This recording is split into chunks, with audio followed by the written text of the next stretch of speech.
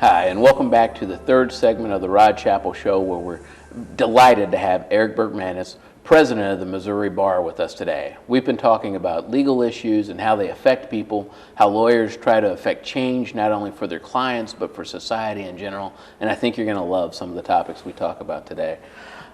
Eric, we were just talking about some of the ways that lawyers help citizens and working with the legislature. But we see these issues in prime time, right? We see them on Frontline, we see them on all these other news programs, issues that have happened right here in Missouri regarding municipal courts, regarding fairness for citizens. Is the Missouri Bar working towards a resolution or to make a positive effect on some of those? Oh, absolutely. The Missouri Bar, as part of its improving access to justice, is working in support and in conjunction with the Missouri Supreme Court's Committee on Municipal Court Reform. And one part I left out on things I've done as a lawyer, I've been a judge in Lynn Creek, Missouri for about 20 years. Oh, wow. And it's a really small job because it only happens once a month and it's only for a few hours. Okay. But it's a really important job for those people that come to that court. And I've learned over the years that most of Missouri citizens are not going to federal court. Most of them are not involved in some kind of a felony. Mm-hmm. And where the rubber meets the road for those people is municipal court. Most people in Missouri have had they've had a speeding ticket. They've had a child that was required to appear in a municipal court. And so they show up there. Their experience often shapes their opinion as to whether or not there's justice in this country. So if a significant portion of our population forms their belief on whether there's justice in this country from their experience in municipal court, what that tells me is municipal court's a really important court in Missouri. It may be a small court, but how justice is handed out is vital and critical to the integrity of our judicial system. Mm-hmm. And the Missouri Bar and the Missouri Supreme Court are working hand in hand to reform the municipal court systems in Missouri and make them also more consistent. In my earlier segment, we talked a little bit about the DWI courts, and municipal courts in Missouri are oftentimes handled differently in one part of the state, perhaps than they were in a different part of the state. And based on the investigation into some of the St. Louis municipal courts, and I'm certainly not saying that most of them were bad or that they were all bad. There were a few of them that were not being operated properly or correctly, and the Department of Justice in their investigation was quick to point out the shortcomings. And it's now that all of this has come to light, I think it's incumbent upon the Supreme Court and the Missouri Bar to do what needs to be done to make those courts fair. They need to be courts that protect people. Right. And they don't need to be predatory. Right. That's fantastic. I don't know that many people would really look at the issue and say, well, I know that people are working on that, right? I think if they've heard about the feds coming in. Right.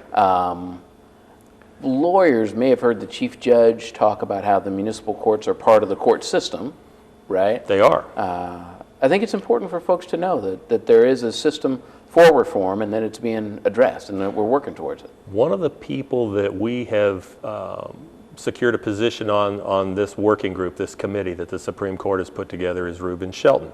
Reuben Shelton is my predecessor as president of the Missouri Bar. He stands in the position right now as immediate past president, and he serves on that committee. Another person serving on that committee is Judge Carl DeMars.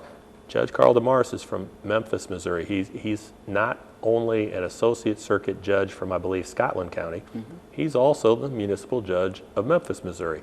And Judge DeMars is someone that is extremely well thought of by Missouri lawyers. He's, in my opinion, a judicial scholar, and he does an excellent job in contributing to that committee and helping shape what will be a good municipal court system in the future. That's excellent. That is excellent. And then there's also a committee on racial injustice and racial and ethnic fairness. This is a new committee that has been started, I believe, by our Supreme Court Chief Justice Patricia Breckinridge. And there are a number of lawyers from diverse areas of practice and ethnicity from around our state that have been appointed to that commission. The Missouri Bar absolutely supports this so that there is fairness for all races and all ethnicities in Missouri, in not just the litigants, but the judiciary, the Office of Prosecuting Attorney, the Office of the Public Defender.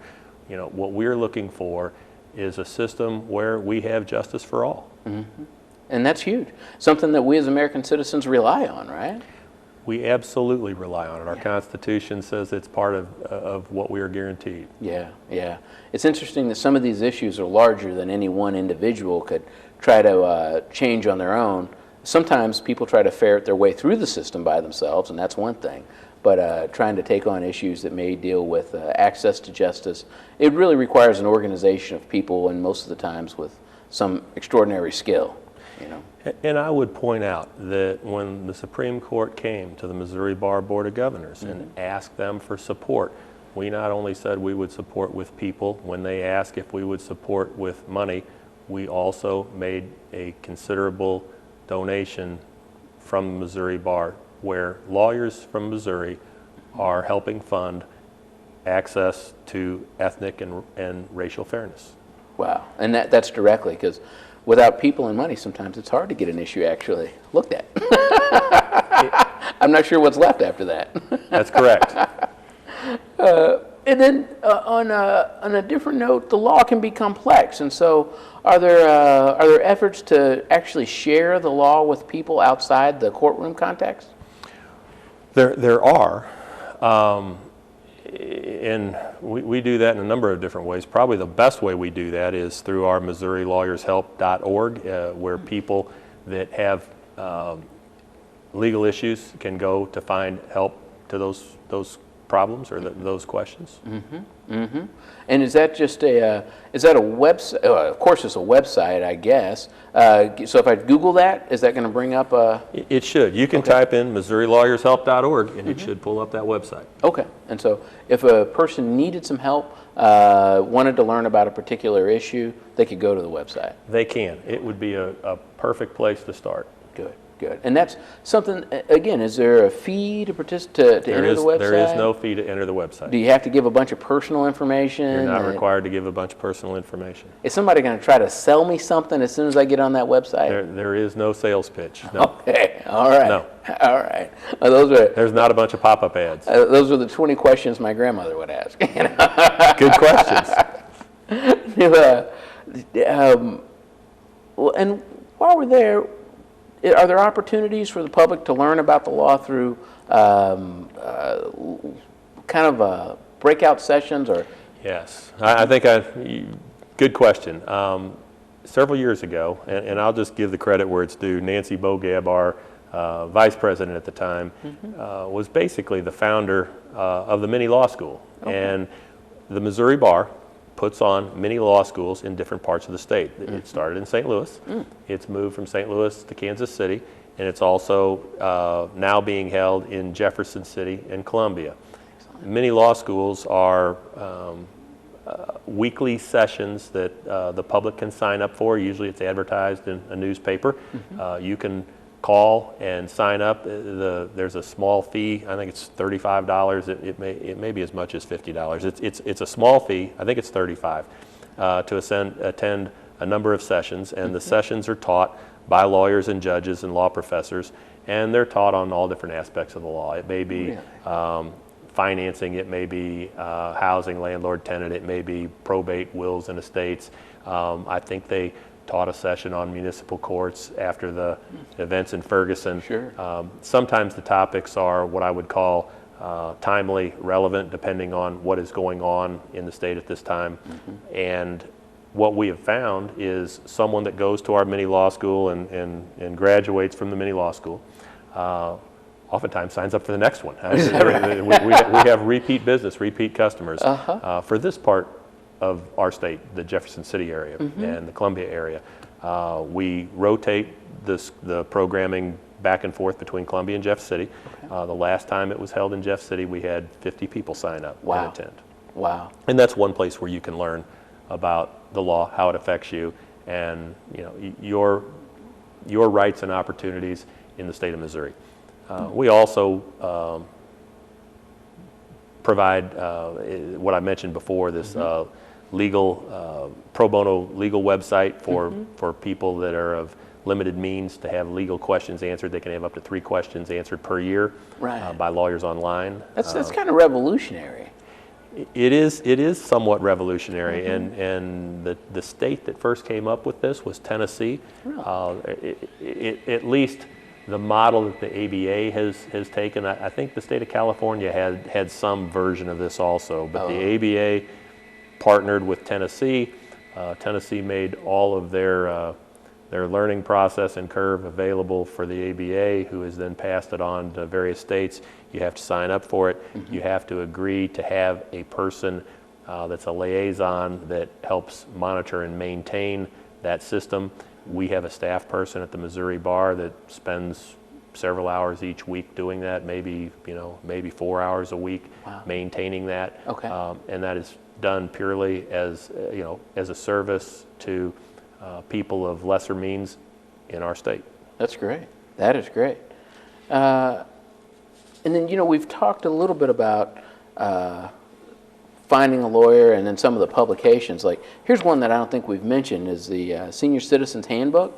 Now, Eric, this is really thick, but it's not a scrapbook. This is chock full of information for seniors. Is one of the goals to just provide some additional information for people who might fit that demographic at no cost? Absolutely. I can remember when that book was first published, and back when I was a young lawyer, probably in the late 80s, the Young Lawyer Section Council came up with the first version of the Senior Citizens Handbook. It was a public service project that the Young Lawyer Section Council came up with, created, and put together a really nice book of information concerning the law for senior citizens. And I have aging parents, or I have one parent left. And I help that parent with many of their elderly benefits, Social Security and Medicare, Medicaid, not Medicare, Medicaid. No, Medicare, not Medicaid. As a younger person, I didn't know all those issues existed. You find out when you reach the age of Social Security or retirement that there are a new set of issues, and sometimes those can be confusing, and they're not all in one place. I mean, you have to go different places to find that information. This book is designed to put a lot of those answers to those questions in one place where elderly people can find out about their rights and issues and things that matter to them. And it's another service that the Missouri Bar provides to the public for free. That's huge. Because when we talk about public service, there's also, public service to a wide group of unknown citizens, right? Yes. That may take advantage, whether they're sons and daughters trying to assist mom and dad, or mom and dad trying to figure it out on their own. Correct. But then there's also pro bono work that lawyers do for individuals directly, right? Yes, there are. Does the Missouri Bar help to coordinate some of that work as well? The Missouri Bar, one of their goals for as long as I can remember has been to help the legal services entities in our state provide pro bono services to the public. And to some extent, the Bar helps keep track of hours that are of pro bono work that is done by Missouri lawyers, and some of those lawyers that work hard in the pro bono arena receive an award from the Missouri Bar each year for donating their time to people of lesser means in our society that need legal help. Wow. That's just fantastic. So not only does it facilitate the interaction for folks who need legal services but can't afford it, but also gives lawyers credit where credit is due, right? Where credit is due, absolutely. Yeah. It recognizes people that are giving back to the public. Wow. What a way to encourage service. Eric, thanks for being on the show today. We sure appreciate Well, it. thank you very much for inviting me. It's been my pleasure, and again, thank you for your service to the public through this show, and your service through the many years that you've served on the Missouri Bar Board of Governors. Thank you very much. And I hope that as we go on, that if topics arise, you'll come back. I'd be happy to come back. That'd be fantastic. All right, thank you. Thanks. Thanks for joining us on the Rod Chapel Show. We'll look forward to continue to bring legal issues to people in a way that you can use them. Thanks again.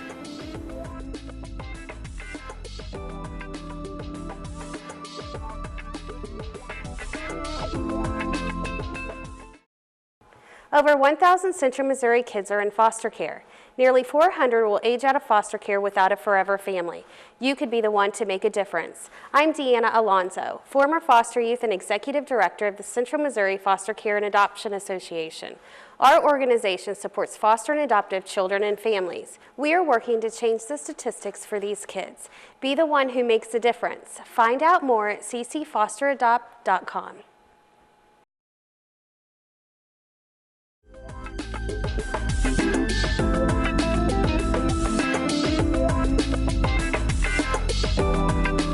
Hi, I'm Rod Chapel. Thanks for joining us for another episode of the Rod Chapel Show. Today we've had the pleasure of talking with Eric Bergmanis, President of the Missouri Bar Association, fantastic lawyer from mid-Missouri who's talking about issues that affect people from the State House all the way to local communities living next door to you and me. Eric, thanks for being here today. Well, thank you. Thank you again for having me. You're welcome. It's my pleasure. Yeah, I think a lot of times people have the wrong perception of lawyers.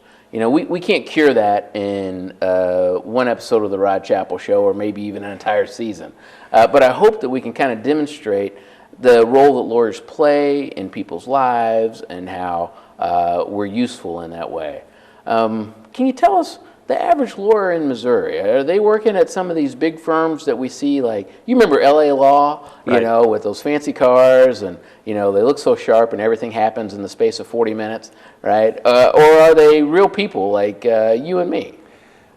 The statistics support that they're real people like you and me. And what I mean by the statistics supporting that, when you look at lawyers that are licensed to practice law in Missouri, and earlier I mentioned there's approximately 30,000 of them, Mm-hmm.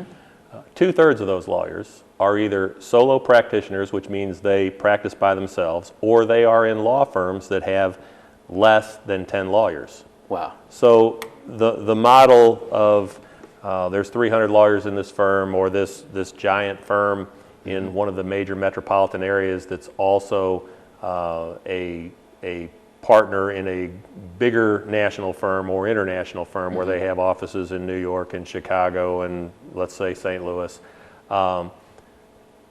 That makes up a part of the lawyers in Missouri, but it's not the biggest part of lawyers in Missouri. And I'm not trying to diminish those jobs or that part of our profession. But the idea that lawyers in Missouri only represent big corporations and only do big corporation work is just not true. The majority of the lawyers in Missouri are solo or small firm lawyers, and those lawyers are people that represent people. They help people with their problems. If you think about what a lawyer does, he's generally in an office, and there's generally people coming to his office for help with their legal needs, which are typically problems. So lawyers are problem solvers. Right, right. Well, that's huge. That's huge. And so, do you expect to see lawyers out active in the community? You know, traditionally, throughout history, and I think up to the current day, lawyers are oftentimes the leaders of their community. They are people who provide solutions to their governments, to their municipal governments, to their civic organizations. You often find lawyers on different boards. You find them on the different chambers of commerce. You find them on YMCA boards, Little League boards. Most lawyers have some leadership skills, and most of them are some way involved in working to make their communities better. The communities they live in, they're working to make it a better place to live. I had a relative that asked me, they were talking about their own community and some lawyers being involved in things like Rotary and the Lions and a couple of other charities that are of course very wholesome and worthwhile. But they said, now are they there because there's something that they're required to do, or do they just do that for some other reason, like they care about the charity a whole bunch? And one of the things that I suggested, and you tell me if you think this might be at least a factor, is that sometimes you learn about the needs in your community by practicing law. And then in seeing those, you feel an obligation not just to work with the folks who need services in terms of solving a problem, but also to try to look at a larger problem that might be fixed through some help of a number of people. Absolutely. When you represent people and they come to your office and they share their problems with you, and as a lawyer, those people that come to you have the right to require confidentiality. So sometimes their innermost fears. There are things that really hurt them emotionally or at times hurt them physically. If you can see a way to help help those people, it seems like it's only natural that you would want to do that. And there are so many different ways that lawyers contribute in civic organizations. Some of them coach Little League Baseball that help develop good social, moral, and ethical values in young children. Some people serve on domestic violence boards. Some people serve at the YMCA, or they serve in the Lions Club or the Kiwanis or the JCs. Many of those organizations provide scholarships to children to go to college. There's just so many different places in a community where lawyers can help and often do help. And as you mentioned, they often learn of the need through their work experiences.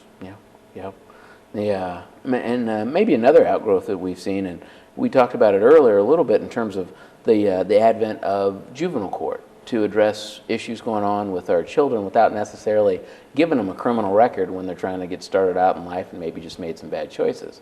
There are also courts like for veterans. Yes, and the Missouri Bar is very active in supporting veterans and helping veterans. In fact, there's a way for veterans to get on our website and obtain legal assistance at a discount, and I believe the discount's 25%. Wow. When earlier in the earlier segment we talked about drug courts and we talked about DWI courts, there are two other courts that are also in their infancy, maybe too small of a term, but there are mental health courts and there are veterans courts. And you will find those courts in St. Louis, you'll find those courts in Springfield. The Missouri Bar has a committee that is, the purpose of the committee is to serve veterans. And we have board members who work very hard on that committee. Jim Guest, I think, heads up that committee on our Missouri Bar Board of Governors. And most of us have relatives that have served in the armed forces. Those of us that don't have relatives probably have friends or people we know that have served in the armed forces. And if you ever saw what those people do, and if you ever stop and think about what they do, I mean, they provide a safe place for us to live. When we get up in the morning, we're not looking for our flak jacket and our boots with our blood type written on it. We're looking for our first cup of coffee. When those guys are overseas working to secure a safe place for us to live, at some point, without them, we don't have the government and the country that we are so blessed to live in today. That's right. That is exactly right. So, at least in my opinion, and obviously the Board of Governors of the Missouri Bar, believes it's important, providing veterans courts for those people that have served our country, that have issues that have to go through the court system. I'm proud of the fact that the Missouri Bar is partnering to come up with another court system for those people that qualify, similar to the court system we have for juveniles, which are those people who qualify. We don't brand young children with crimes that will, a criminal history that will follow them for the whole rest of their career, that will affect their employment opportunities, that will affect their educational opportunities. That's right. And it's good that, in my opinion, and obviously the bar supports this, that we have these other courts, these treatment courts and veterans courts and mental health courts. That's huge. That is huge. Great example of recognizing a need and working to promote the better goal of society rather than the quick goal, because we could lock everybody up really easy, but actually coming up with a solution. And it sounds like we're trying to expand some of these courts so that everyone throughout the state can utilize those resources. Right. You just don't want to, first of all, it's the right thing to do. It's fairness. Right. But if you had two boys who were twins and one of them got in trouble in a part of Missouri that doesn't have those courts and one of them got in trouble in a part of Missouri that does have those courts, they could get completely different treatment for exactly the same conduct in our state. Wow. And I can't imagine anybody thinks that would be fair. Right. And particularly with the mental health courts, and particularly with the veterans courts. And when you look at the disease of alcoholism, and you look at the havoc that drug addiction has wreaked on our society, we have to find a way to address those people's legal situations. And simply locking up people that have mental health problems in prison is not right. Right. That's exactly right. Just literally warehousing people that suffer from physical or psychological disease is not fair. Yeah, if you have a mental illness or you have a physical illness, we don't put you in jail, I hope, with people who are robbing banks or people who are committing murder. I hope we're not putting both of those people in the same institution. Right. Thanks, Eric. Oh, you're welcome. Thanks. That concludes another segment of the Rod Chappell Show. Thanks for joining us, and I hope that you can use the information that we've provided here to you today, that you take the time to look up MissouriLawyersHelp.org to answer your legal questions. Use the 3 questions that each Missouri citizen is allowed to ask and get answered by a real Missouri lawyer for free every year. Thanks for joining us.